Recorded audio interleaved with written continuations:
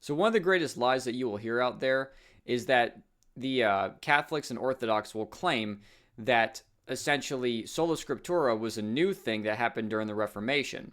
Well, we're going to show in this video through church father quotes that that was not the case at all. Sola scriptura was around long before the First Council of Nicaea, therefore it was around long before the Catholic Church.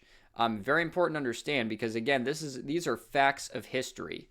And the fact of the matter is that the early church fathers, they may have been confused, but they clearly had the same concepts that we hold today as Baptists and things like that, and even Protestants out there. So again, I'm going to show the evidence in this video that just completely destroys this idea that sola scriptura was never a thing before the Protestant Reformation. It's clearly not the case. But again, let's get into the evidence because this is actual church history. So we're going to begin with a bunch of quotes here. So first one would be Polycarp, and I have in my notes, letting laymen read the scriptures. Again, you're going to see in this quote that he was not withholding the scriptures from anyone. He was encouraging them to read the scriptures. So let's begin. The Epistle to the Philippians, chapter 12, exhortation to various graces. Quote, "For I trust that you are well versed in the sacred scriptures, and that nothing is hid from you. But to me this privilege is not yet granted. It is declared then in these scriptures, be angry and sin not, and let not the sun go down upon your wrath." Ephesians 4:26. Happy is he who remembers this, which I believe to be the case with you. Right there, we have an early church father making it clear that nothing is hid from them, that they are well versed in the sacred scriptures, and having people that are literally reading scripture and learning it. Check that out. Ignatius. Now we have Ignatius here with his epistle to the Philadelphians, chapter 4. This is the long version. There's two different versions of this. And again, you need to look for the long version. That's you can find it in essentially, I believe it's a different, there's a couple different versions. So the long version context here includes an idea of the Eucharist. So that's why this is obviously the legitimate version. So fathers, bring up your children in the nurture and admonition of the Lord, and teach them the holy scriptures and also trades, that they may not indulge in idleness.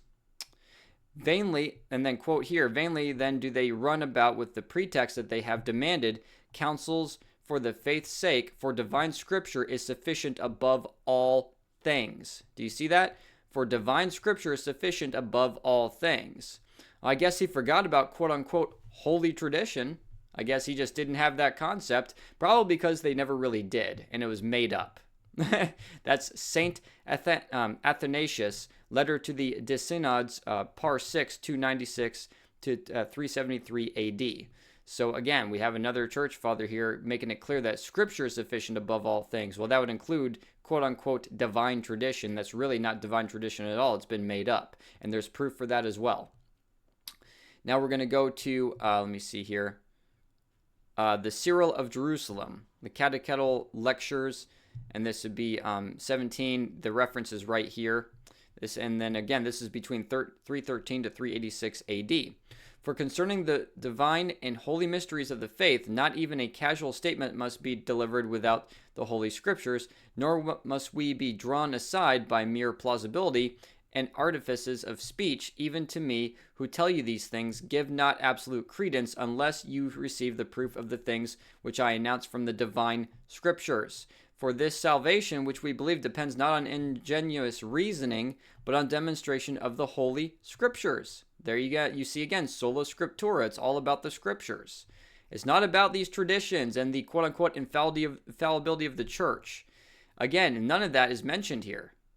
And these are the church fathers. These are the same people that the Orthodox and Catholics claim out there, and they are literally, by their own words, speaking against the traditions and protocols of the Catholic and Orthodox churches.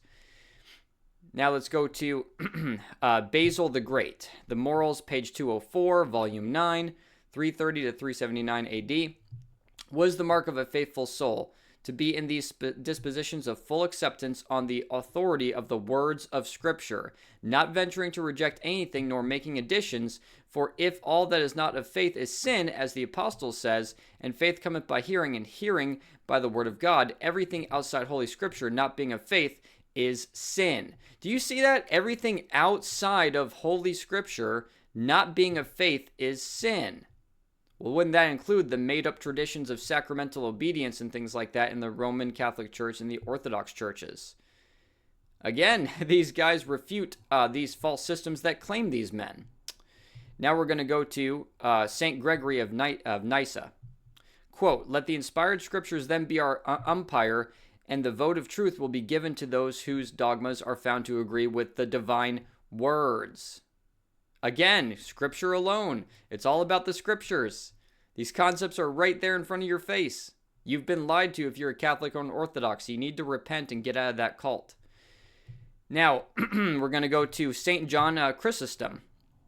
"Regarding the things I say, I should supply even the proof, so I will not seem to rely on my own opinions, but rather prove them with Scripture, so that the matter will remain certain and steadfast."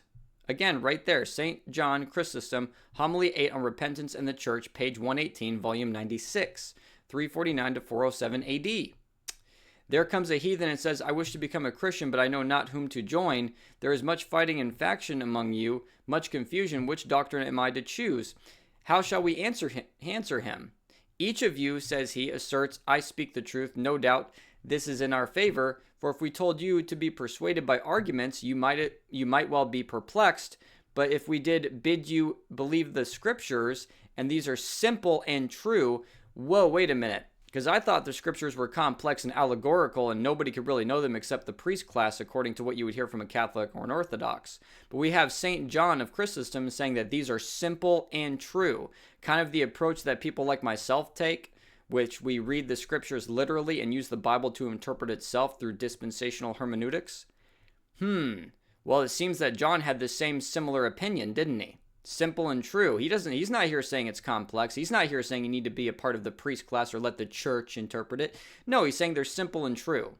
The decision is easy for you. Well, if you're supposed to not take a literal approach to the scriptures, he wouldn't be saying these things now, would he? Simple logic. If any agree with the scriptures, he is the Christian. If any fight against them, he is far from this rule. You see that? Agreeing with the scriptures, nothing about tradition. Let's keep going. "We are not entitled to such license. I mean that of affirming that what we please, we make the Holy Scriptures the rule and the measure of every tenet. We necessarily fix our eyes upon that and approve that alone which may be made to harmonize with the intention of those writings." St. Gregory of Nyssa on the soul and the resurrection, MPNF 2, and then we have 439, that's 335 to 394 AD. And now we have St. John of Damascus on the Orthodox faith. And that would be Book 1, Chapter 2, pages, I believe that's pages 6, or no, that's the timeline, 676 to 749 AD. Quote, "It is impossible either to say or fully to understand anything about God beyond what has been divinely proclaimed to us, whether told or revealed by the sacred declarations of the Old and New Testaments." Right there, he's talking about the scriptures, not about any, again, priest class, traditions. No, it's all about the scriptures. Each of these quotes. And then we have the final quote here from St. Thomas Aquinas, the Summa Theologia, Part 1, Question 1, Article 8. This is much later, but obviously. "Nevertheless, sacred doctrine makes use of these authorities as intrinsic and probable arguments, but properly uses the authority of the canonical scriptures as incontrovertible proof, and the authority of the doctors of the church as one that may properly be used, yet merely as probable. For our faith rests upon the revelation made to the apostles and prophets who wrote the canonical books, and not on the revelations, if any such there are, made to other doctors." That is talking about doctors of the church. Again, that would be essentially your Catholic doctors. So he's literally saying who wrote the canonical books and not of the revelations, if any such there are, made to other doctors. Very important to understand.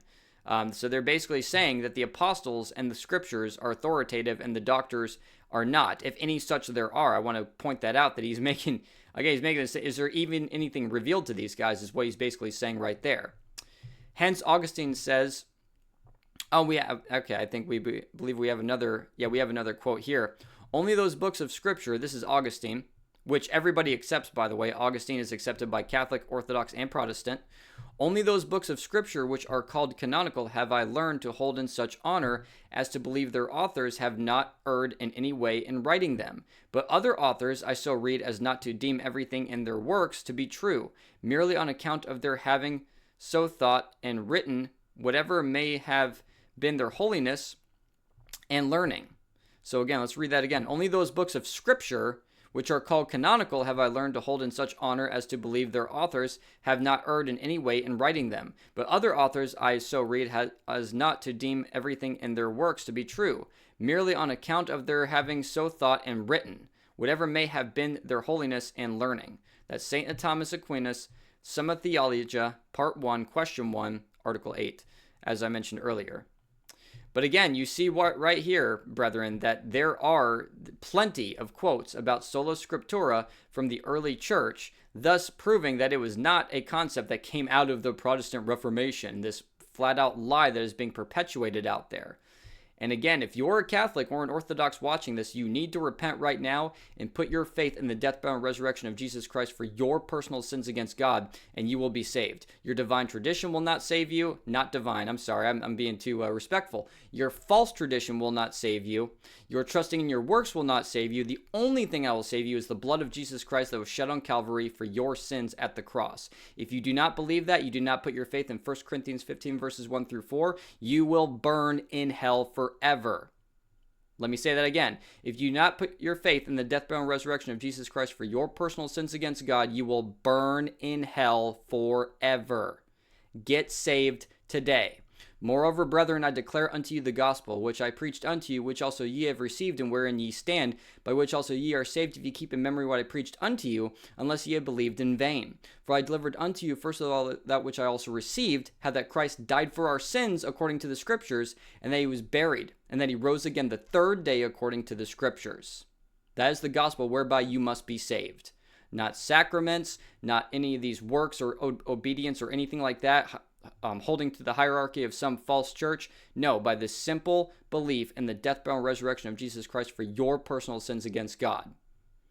And again, church history stands by those of us who believe faith alone, Scripture alone, and I can show faith alone quotes, and I'll be doing that in future videos as well, from the very church fathers that these men claim are essentially on their side, which in reality, they're not when you look at history.